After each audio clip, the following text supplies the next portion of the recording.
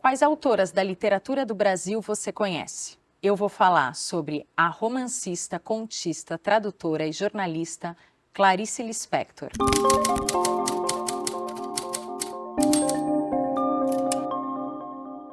É um dos maiores nomes da literatura brasileira e uma das autoras mais estudadas no meio acadêmico contemporâneo, nacional e internacional, o que afirma a sua escrita peculiar e inovadora.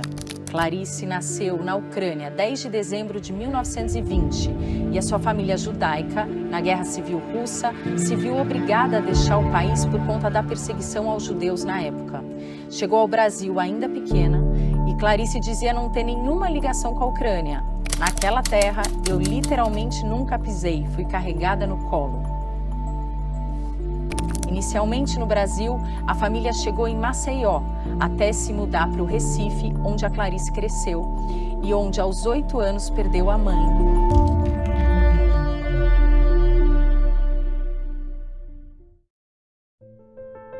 Mais tarde foi com o pai e as irmãs para o Rio de Janeiro, local em que sua família se estabilizou.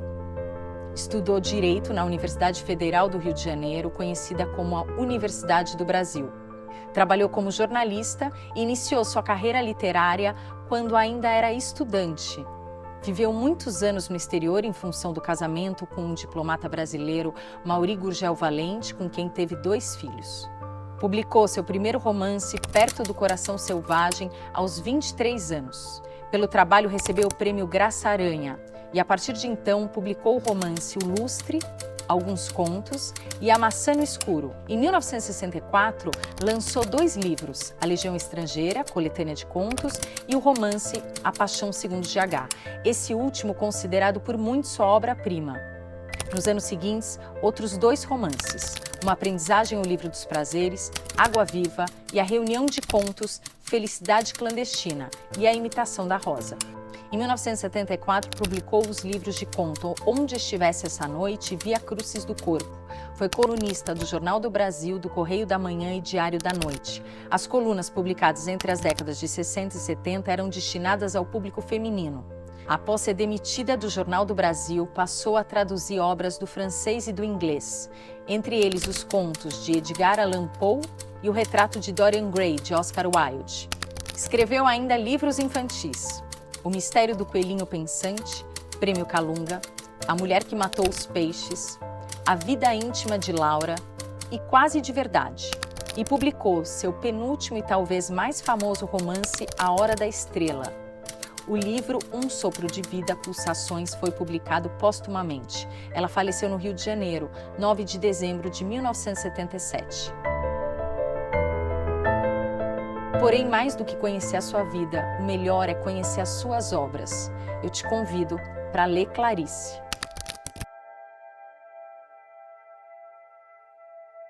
O que é que se consegue quando se fica feliz? Sua voz era uma seta clara e fina. A professora olhou para Joana. Repita a pergunta. Silêncio. A professora sorriu, arrumando os livros. Pergunte de novo, Joana. Eu é que não ouvi. Queria saber, depois que se é feliz, o que acontece? O que vem depois? Repetiu a menina com obstinação. A mulher encarava a surpresa. Que ideia? Acho que eu não sei o que você quer dizer. Que ideia? Faça a mesma pergunta com outras palavras.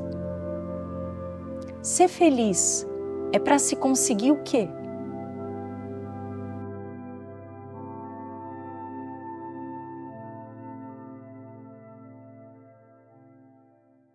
Seus textos são considerados filosóficos. A filosofia não é apenas uma atividade de pensadores excêntricos, como popularmente se pensa. Filosofia é o que todos fazemos quando temos a chance de nos perguntar o que é a vida, o que é o universo. Naturalmente curiosos, não conseguimos deixar de fazer perguntas sobre o mundo à nossa volta e o nosso lugar nele. Qual a natureza do que quer que exista? A metafísica, o ramo da filosofia que estuda perguntas desse tipo, é claro apoio para a prosa poética de Clarice Lispector. A sua filosofia lírica, com uma lógica que lhe é própria, pergunta em um dos seus contos: se eu fosse eu? E mais, por que o pulmão respira? Por que carne tem gosto de carne? E diz, o bobo é capaz de ficar sentado quase sem se mexer por 2 horas. Se perguntado por que não faz alguma coisa, ele responde, estou fazendo, estou pensando. O bobo, por não se ocupar com ambições, tem tempo para ver, ouvir e tocar no mundo. Enquanto o esperto não dorme à noite com medo de ser ludibriado, o esperto vence com úlcera no estômago. O bobo nem nota que venceu. Aviso, não confundir bobos com burros. Desvantagens, pode receber uma punhalada de quem menos espera. É uma das tristezas que o bobo não prevê. César terminou dizendo a frase célebre, até tu, Brutus, bobo não reclama, em compensação como exclama. Os bobos com as suas palhaçadas devem estar todos no céu. Se Cristo tivesse sido esperto, não teria morrido na cruz. O bobo é sempre tão simpático que há espertos que se fazem passar por bobos. Ser bobo é uma criatividade e, como toda criação, é difícil. É por isso que os espertos não conseguem se passar por bobos. Os espertos ganham dos outros. Em compensação, os bobos ganham vida. Bem-aventurados os bobos, porque sabem sem que ninguém desconfie. Aliás, não se importam que sabem que eles saibam. Há lugares que facilitam mais as pessoas serem bobas. Não confundir bobo com burro, com tolo, com fútil. Minas Gerais, por exemplo, facilita o ser bobo. Ah, quantos perdem por não nascer em Minas. Bobo é Chagall, que põe vaca no espaço voando por cima das casas. É quase impossível evitar o excesso de amor que um bobo provoca. É que só o bobo é capaz de excesso de amor. E só o amor faz o bobo.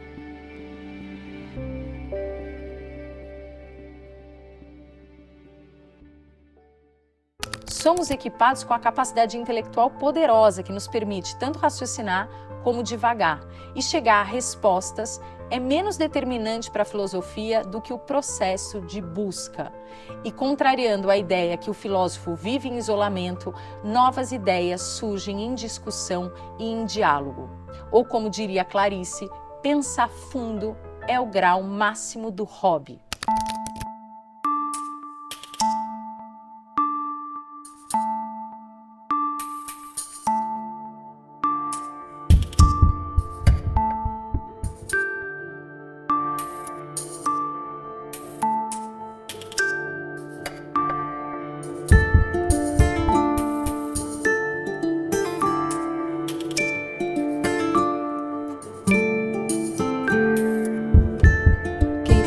Primeira pergunta, quem fez o mundo?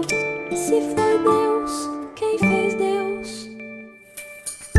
Porque 2 e 2 são 4, quem disse a primeira palavra?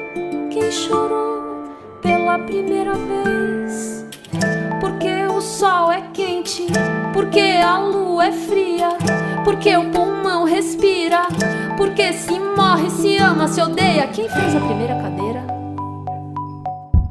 Porque se lava a roupa, porque se tem seios, porque se tem leite, porque há o som, o silêncio, o tempo, o espaço infinito, porque eu existo.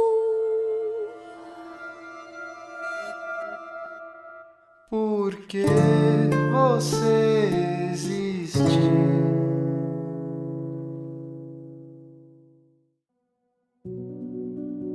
O novo estilo de escrita de Clarice, com um evidente deslumbramento pela sonoridade das palavras da língua portuguesa, se tornou um marco característico da autora. A sua obra influenciou e influencia ainda hoje os escritores nacionais.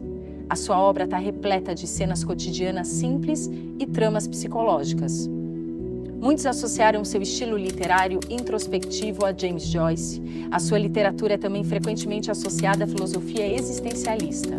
Os questionamentos existenciais, as suas angústias, estão ligadas à vida interior das personagens e à própria elaboração literária, trazendo a presença da metalinguagem consciente do seu lugar de procura, que mais pergunta que responde.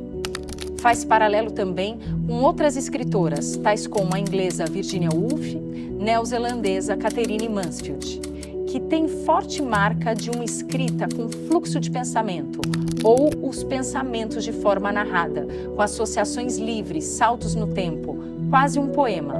Ressalta na sua escrita a importância da vida pessoal para a construção das suas narrativas, sublinhando a ideia da utilização de uma retórica autobiográfica e, através dos espaços domésticos, trazem seus questionamentos acerca do mundo. Fui preparada para ser dada à luz de um modo tão bonito. Minha mãe já estava doente e, por uma superstição bastante espalhada, acreditava-se que ter um filho curava uma mulher de uma doença.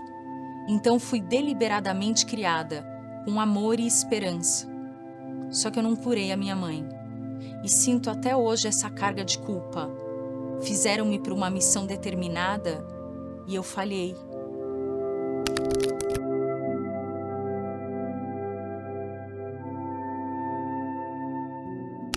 A sua escrita entrelaça conceitos metafísicos a seres e a fatos do mais corriqueiro cotidiano. E é nesse corriqueiro cotidiano que vão se instaurar as epifanias claricianas, ou os sentimentos de encontro, que apresentam-se como súbita consciência das personagens.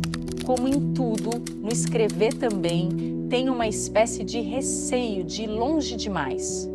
O que seria isso? Por quê?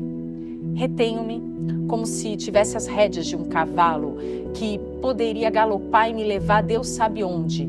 Eu me guardo. Por quê e para quê? Para que eu estou me poupando? Eu já tive clara consciência disso quando uma vez escrevi: é preciso não ter medo de criar. Há um ser que mora dentro de mim como se fosse a casa dele. E trata-se de um cavalo preto, lustroso, que nunca antes lhe colocaram rédea ou sela, inteiramente selvagem. Tem por isso mesmo uma doçura primeira de quem não tem medo. Come às vezes na minha mão. O seu focinho é fresco, úmido, eu beijo o seu focinho. Quando eu morrer, o cavalo preto ficará sem casa e vai sofrer muito. A menos que ele encontre uma outra casa e que essa outra casa não tenha medo daquilo que é, ao mesmo tempo, selvagem e suave. Há milhares de formas possíveis de ler Clarice. A professora francesa colaboradora do Teatro Soleil, Hélène Cixous, vai ao ponto de dizer que há uma literatura brasileira antes de Clarice e depois de Clarice. E afirma: se Kafka fosse mulher, se Rilke fosse uma brasileira judia nascida na Ucrânia, se Rimbaud tivesse sido mãe, se tivesse chegado aos 50, se Heidegger tivesse podido deixar de ser alemão, se tivesse escrito o Romance da Terra, por que cito todos esses nomes? Para reconstruir a atmosfera. Há algo que tem a ver com o que escreve Clarice Lispector. Aí onde respiram as obras mais exigentes, ela avança, mas onde o filósofo perde o ânimo, ela continua, vai ainda mais longe do que qualquer saber.